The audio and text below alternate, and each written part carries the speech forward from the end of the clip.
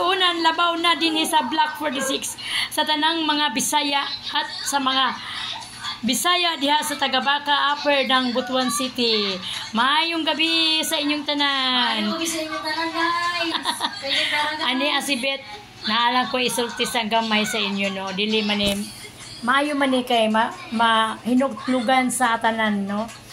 Abi ninyo mga kapagsiyo sa atong mga ginikanan.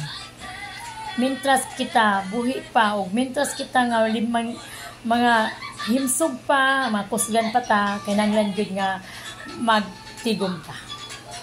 Magtigom ta, bisan ano na kita yung mga anak, ayaw ka mo pag salig kay nga no moabot ang adlaw na ang atong mga anak dili ginato na masaligan kay aduna na sila mga pamilya. Mao nga akong giingon nga mintras kita kusgan pa, maningkamot kita mga kapaksiyo kay nga no makaluluoy ta mga ginikanan pag-abot sa panahon. No, di ginato wala gitay pagabasulon kundi ang ato lang kaugalingon. Mao nga mintas buhi, mintas makusgan pa, manglibasog, magtigom para sa ugma. Kay kung kitay matigulang na wala nay mutagad nato. Ngano, wala na makay kwarta, di na magkakamao manginabuhi. Kaysa mutagad nimo. Ayaw pagunaw na ang aduna kay anak kaya ang mga anak may magbag-o baya. May pagbag-o. Dili mo sugakod hangtod sa kahangturan.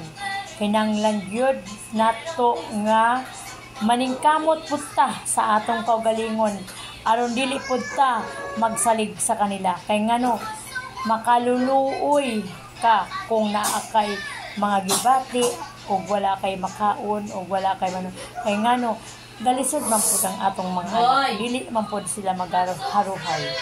Mao mga kapaksiw paningkamot aron naatay ugma aron dili ta makaluluyon pag-abot sa panahon. Bye-bye.